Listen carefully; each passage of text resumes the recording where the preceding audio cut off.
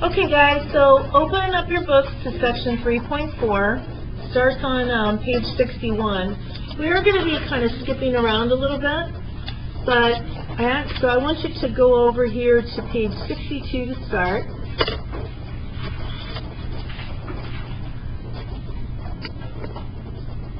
So we're going to start with the quadratic formula. You all should know the quadratic formula. It's actually listed down here, so we're not going to bother giving their definition for this, but this is what we're going to be talking about, is the quadratic formula. I'm sure that you learned it your freshman year and probably reviewed it a little bit last year. All it says is that A, B, and C are going to be real numbers. And so the solution of our equation in this kind of form, what do you notice about the equation has to be set equal to? 0. So use a quadratic formula, it must be equal to 0, and it's negative b plus or minus the square root of b squared minus 4ac all over 2a. Now there is a special part of the quadratic formula that I want you to know, and that's the discriminant. The discriminant is the part of the quadratic formula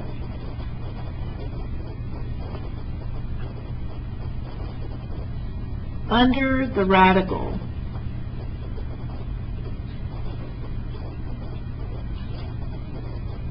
So it's the part of the quadratic formula that's under the radical. So the discriminant is going to equal b squared minus 4ac. I also want you to understand where the quadratic formula comes from. I don't even want you to necessarily write all this down. I just want you to kind of watch and try to understand. So for the quadratic formula, we start with this equation. And what I'm going to do is I'm going to complete the square to solve this. Now, usually when we complete the square, we use numbers. Now we're going to be using variables. So the first thing that I would need to do is I would need to move the c over and have negative c. To complete the square, we have to take half of this and square it. So if I take half of b, it's b over 2. And then if I square it, I'm going to have to get b squared over 4. But even before I do that, guys, I have to divide through by a before I'm allowed to take half of it and square it. Because the completing the square process says you first have to have a coefficient of just 1. So before we do this, we have to divide each term through by a. So now we've got x squared minus b over a x equals negative c over a. So now I'm going to take half of this. So what's half of the coefficient of x going to be now? Negative, it's going to just be b over what? If I take half of this, b over 2a, right? So I take half of it and square it. What's that going to be then? B squared over, square the whole thing, 4a squared. So if I add that to this side, I also have to add it to this side. Okay, so now I have to factor this. Anybody want to give that a shot, how this whole thing would factor using, think of our formula. X, yes, then what? Minus. And then we just do the square root of this. What's the square root of b over, not 4a, but 2a, right? So there we go with that. Now, to combine these two, I'd have to have a common denominator. So what am I going to have to multiply this one by to get a common denominator? 4 and a. So I'm going to have to multiply it by 4a. So now I'm going to have negative 4ac plus b squared, and each of these would be over 4a squared. So I'd have a common denominator. So look at what we've got now. And this is going to be, since I have the common denominator, this is b squared minus 4ac. All of it is over 4a squared. See how I just turned around the order? So what would we do now to solve this? We'd have to take the radical of both sides. So if I take this radical, the square just goes away, so I have x minus b over 2a. Whenever I take a square root, I have to put plus or minus. I can't simplify the top because these are terms. So I just have to leave it under the radical, b squared minus 4ac. But on the bottom, I can, because this is all just multiplication. So what's the square root of 4a squared? Just what? 2a. And now what would I have to do with this? Take it over to the other side. And I see a mistake way back here. This should have been a plus, shouldn't it? Plus, plus, plus. All right, so now when I take this over to the other side, I'm going to have x equals negative b over 2a plus or minus the square root of b squared minus 4ac all over 2a. See how we have a common denominator? So x is going to equal negative b plus or minus square root of b squared minus 4ac all over 2a. And that is where the quadratic formula comes from. It's not like these formulas, somebody just makes them up and they happen to work. They go through this kind of a process and they figure them out. And then once they have them figured out, then they're used over and over again to solve any equation. So guys, when we're solving quadratic equations, we want to go through some steps. So now I want you to flip, let me see, I want you to go to page 64 for a minute. And here's the process we should use anytime we're solving a quadratic. The first thing we always want to try is to factor, because that's the easiest method to solve quadratic equations. Then you have two other options, completing a square or the quadratic formula.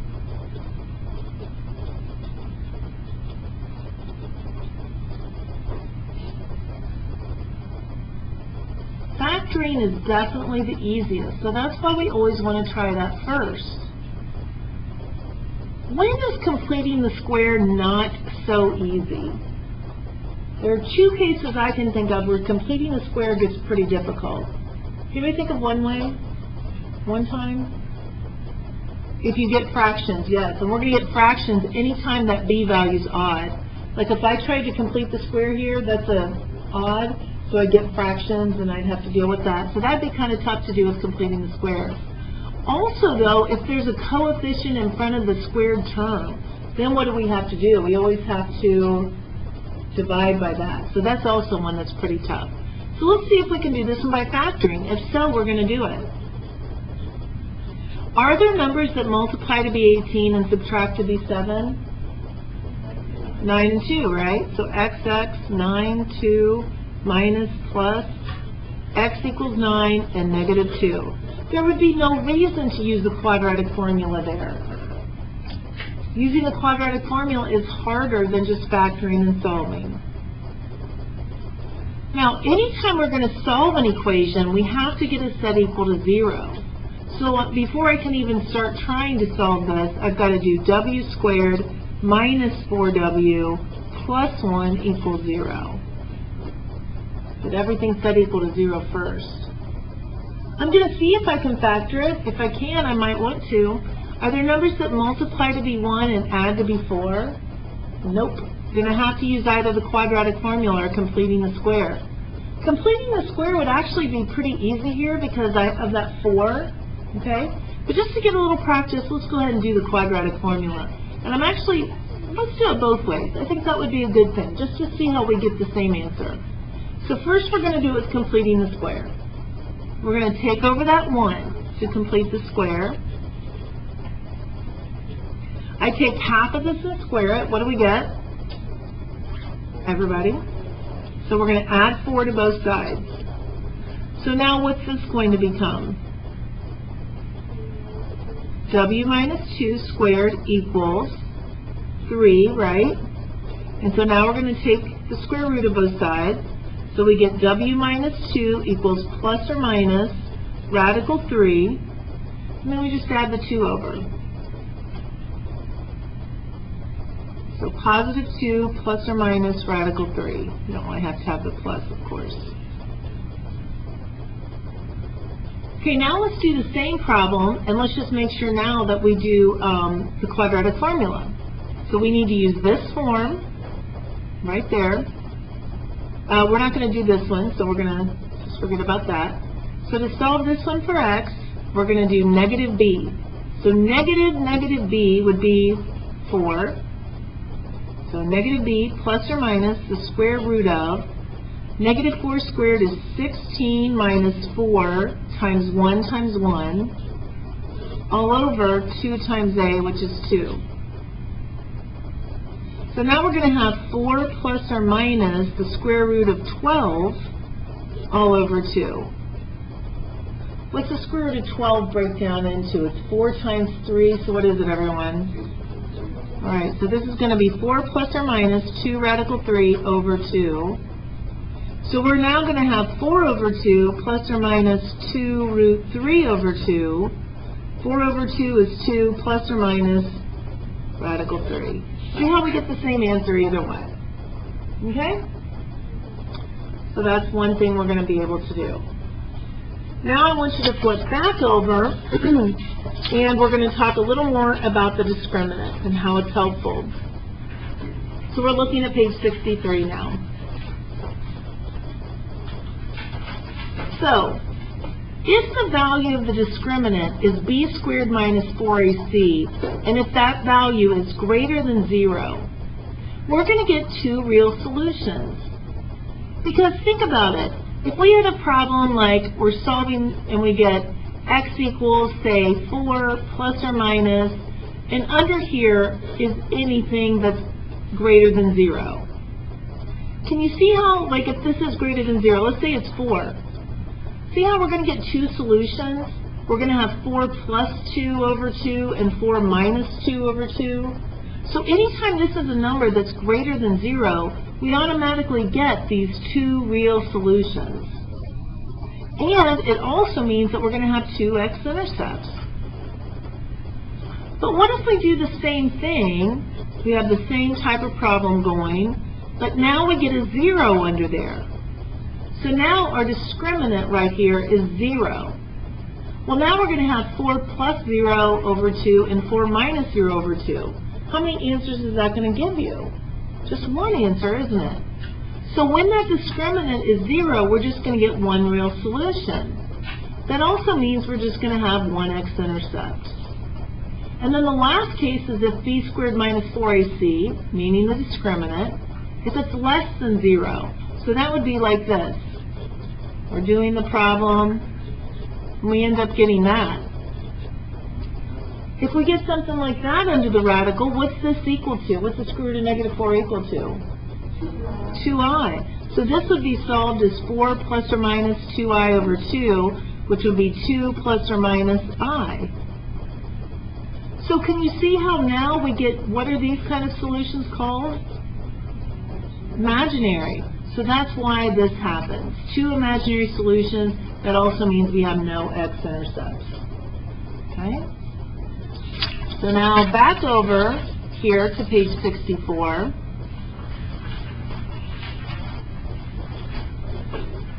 So all it does is to find the discriminant of the quadratic equation and then describe the number and type of solution of the equation. So what did we say we always have to do to use any part of the quadratic formula? Get a set equal to 0. So we're going to get this set equal to 0. X squared plus 8x minus 3 equals 0.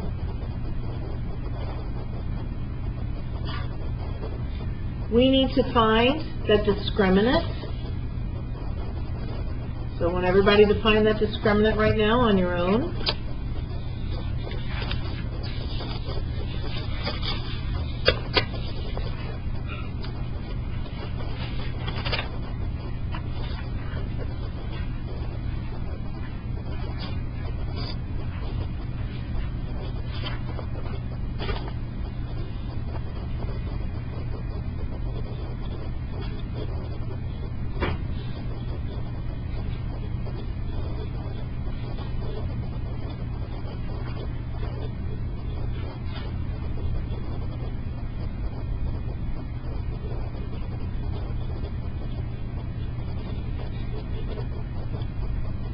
And your discriminant value should have been 76.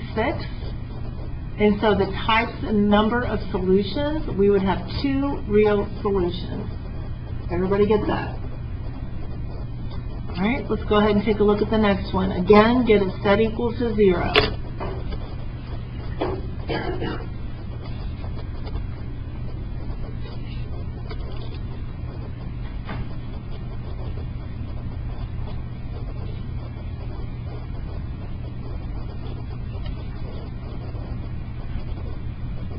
So we're going to have to do b squared, so b is -3. But what do we get if we square -3? So it's going to be 9 minus 4 times a times c. So we're going to have 9 minus 16, that's -7 for the discriminant. So what does that mean then if we have -7 as the discriminant? Let's see what it means. What's it mean if we have a negative for the discriminant? Looking back over here. Right. So we have 2 imaginary solutions. And what does that mean with respect to the number of x-intercepts we're going to have? Tyson, what's that going to mean? How many x-intercepts? None. There would be no x-intercepts on that graph if it was y equals that. All right. On to number 7. It says a baseball player hits a foul ball straight up in the air from a height of 4 feet off the ground. So you've got the baseball player here. Here's his bat. Hits the ball straight up, straight down. And it starts at a height of 4 feet off the ground. Now, we have to know this formula. This is a formula that you have to know. It will not be given to you. Here it is. H is always going to equal -16t squared plus v sub o t plus h sub o.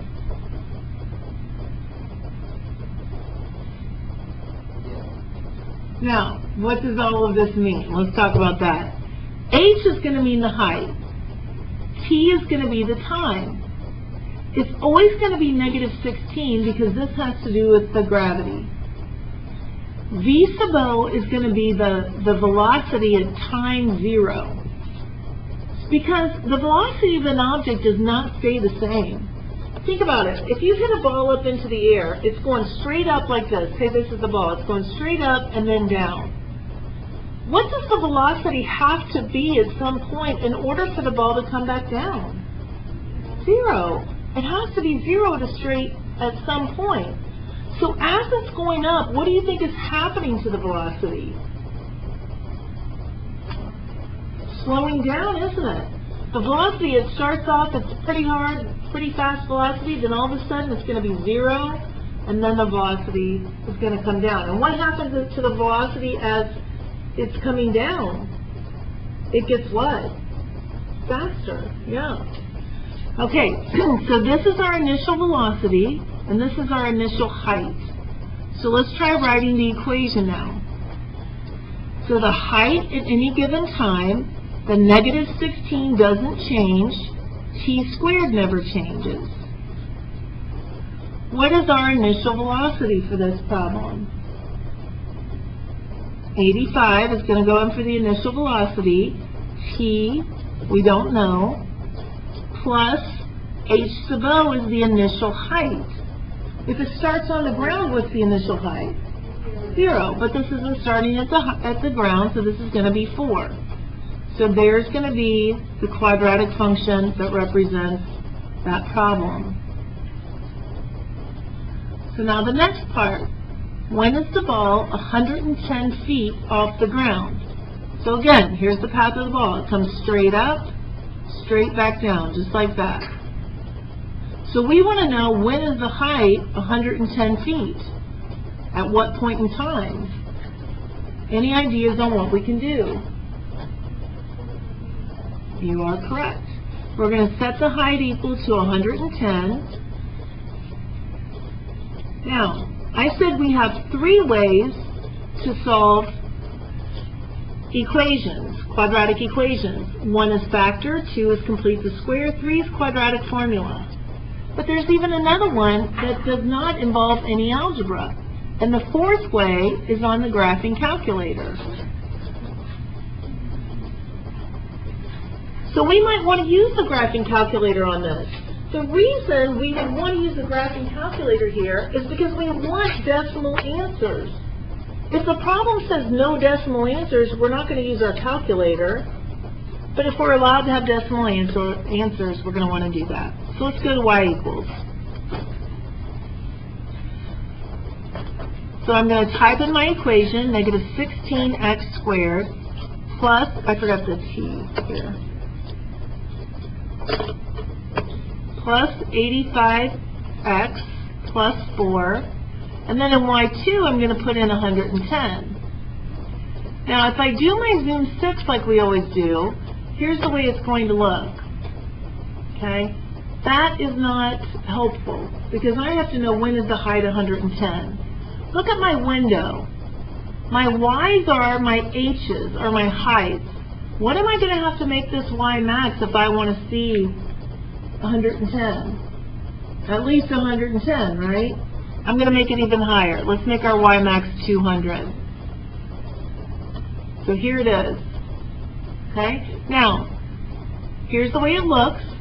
So what would we be trying to find then? The point of what? Intersection.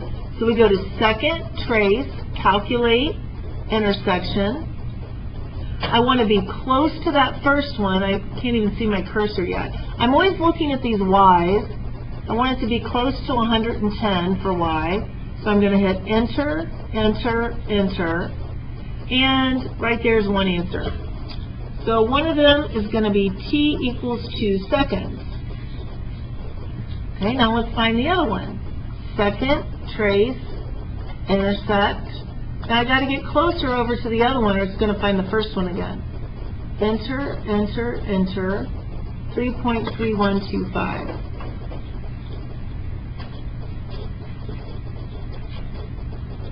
Why are we getting two answers for this?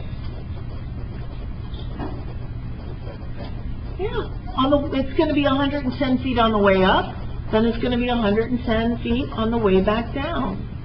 Okay? All right, the catcher catches the ball 6 feet from the ground. How long is the ball in the air? What are we going to do?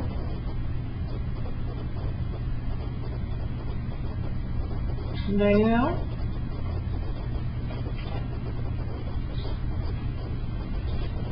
Same thing, guys. It's the same exact problem, except what are we going to substitute now? Yeah, we're going to set 6. Instead of 110 equal to the function, we're going to set 6. So let's go to our y equals. We're going to change the 110 to 6 feet. We're going to graph. There's the function. There's y equals 6. Now, I want you to think about this. There are 2 times when this function is 6 feet off the ground. I can find this answer. It tells me it's 0.02 seconds. Is that our answer, 0.02 seconds? Why not, Dan? Why not? Why would it have to be the other one? Exactly. I've never seen a catcher or any person ever like catch a ball when it's going straight up in the air, like put his glove over top of it. You know what I mean? It's like it goes up in the air and then they catch it. They're not catching it on the way up. So we're going to intersect. We need to find that point of intersection on the way back down rather than the way up.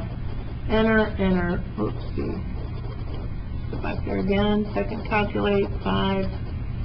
Get over there. Get over there close enough. So enter, enter, enter. And we get 5.29. So the ball is in the air 5.29 seconds.